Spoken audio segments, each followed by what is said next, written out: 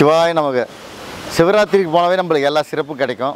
அதுவும் இந்த மகா சிவராத்திரி அன்றைக்கி பார்த்திங்கன்னா சப்த ரிஷிகள் பிரதிஷ்டை பண்ண சடார நட்சத்திரம் போகும்போது உங்களுக்கு எல்லா சிறப்பும் கிடைக்கும். 16 செல்வங்களும் கிடைக்கும்னு சொல்லிட்டு ஒரு ஐதீகம். அது மட்டும் இல்லாமல் கைலாயத்துக்கு போன பலன் கிடைக்கும். வழுவடி அம்மை வால்மீகீஸ்வரர் ஆலயம். இந்த கோயிலில் பிரதிஷ்டை பண்ணது பார்த்திங்கன்னா வால்மீகி முனிவர் தான்.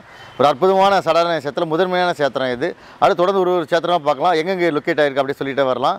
விஷாரம் அப்போலோ ஹாஸ்பிட்டல் ஆப்போசிட்டில் தான் இந்த கோவில் இருக்குது. மேல் விஷாரம் சொல்லுவாங்க எக்ஸாக்ட் லொக்கேஷன். சடார நட்சத்திரம் மேப்பில் போட்டாலும் வரும். சப்த ரிஷிகள் பிரதிஷ்டை பண்ண வழிபட்ட இந்த 7 கோயிலுக்கு நீங்கள் போகும்போது வாழ்நாளில் இருக்க நீங்கள் பட்ட துயரங்கள் எல்லாமே தீங்கி நல்ல வாழ்வீங்க. ஒரு அற்புதமான வீடு தான் இது. முடிஞ்ச வரையும் நீங்கள் சிவராத்திரிக்கு வழிபடுங்க. முடியாதவங்க நார்மல் டைமில் கூட ஒரே நாளில் 7 கோயிலும் வழிபடும் போது கைலாயத்துக்கு போயிட்டு வந்த பலன் கிடைக்கும். ஒரு அற்புதமான கோயில் தாங்க. உங்களுக்கு வசதாங்க வந்து ஃபுல் அண்ட் ஃபுல்லாக எல்லாமே கவர் பண்ணிட்டு இருக்கோம்.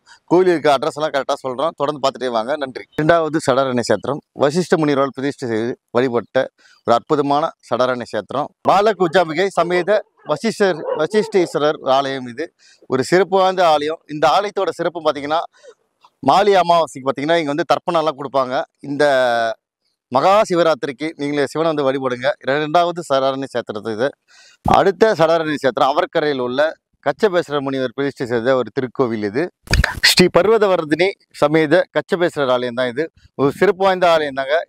இந்த திருக்கோயிலோட எக்ஸாக்ட் லொக்கேஷன் பார்த்தீங்கன்னா Arcot Visharam KH Apollo hospital ஆப்போசிட்டில் பார்த்தீங்கன்னா பாலத்தில் ஒரு பிரிட்ஜ் வரும். அந்த பிரிட்ஜுக்கு உள்ளே வந்து ரைட் எடுத்து இந்த கோயிலுக்கு வந்துடலாம்.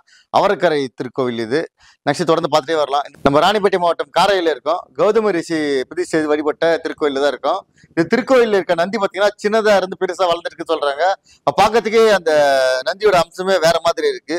இது மாதிரி நந்தி வாழ்நாளில் பார்த்ததே இல்லை. ஐயகிட்ட சில வார்த்தை கேட்கலாம். இந்த நந்தி வந்து நீங்கள் சின்ன வயசில் பார்க்கும்போது எந்த அளவு இருந்துச்சு, இப்போ எந்த அளவில் இருக்கு, வளருதுன்னு சொல்றாங்களே, அது எப்படி உண்மையா பற்றி சொல்லுங்க ஐயா. கட்டும்போது ஒரு பழந்த மாதிரி இருந்ததுங்க. அப்போ வந்து தங்குவேர் முன்னாடி ஒருத்தர் வியாபாரி ஒருத்தர் அவன் தான் இதுக்கு முடிச்சு எடுத்து கோயில் கட்டுறான். அப்போ வந்து சின்ன நஞ்சியா தான் வச்சுது. இப்போ நாளோட வளர்ந்துருக்கு. இதோட சிறப்பு வந்து கேட்டேன் நானு.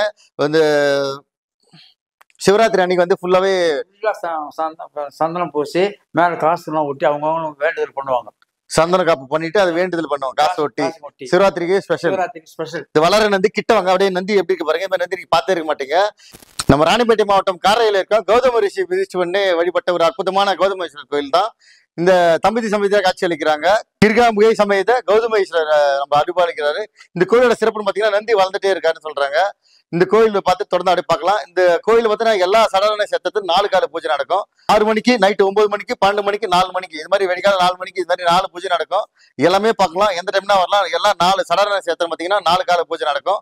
நைட் ஃபுல்லாவே எல்லாமே ஜனங்க ஏராளமான ஜனங்க வந்திருப்பாங்க. இப்போ கூட பார்த்தீங்கன்னா உள்ளாவே வர்ணம் பூசுற வேலை தான் நடந்துட்டு சுண்ணாம்பு அடிச்சிட்டு இருக்காங்க. அப்படியே தொடர்ந்து பார்க்கலாம் ஒரு கோவிலா. வாலஜா அடுத்த வன்னிவேட்டில இருக்கும் அகத்திய முனிவர் பிரதிஷ்டை வழிபட்ட அகத்தீஸ்வரர் கோயில் தான்.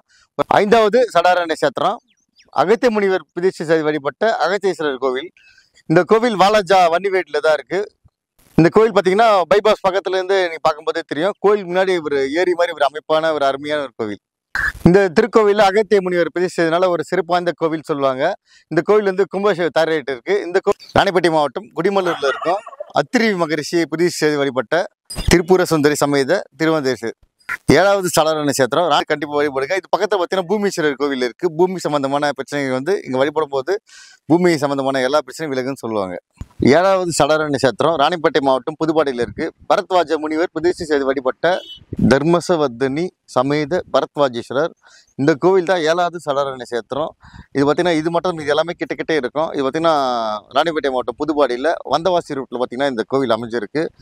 இந்த மகா சிவராத்திரிக்கு 7 சடார நட்சத்திரத்தில் இருக்க சிவனை வழிபட்டு வாழ்வில் எல்லா வளமும் பெறணும் நாங்களும் வேண்டிக்கிறோம். நன்றி.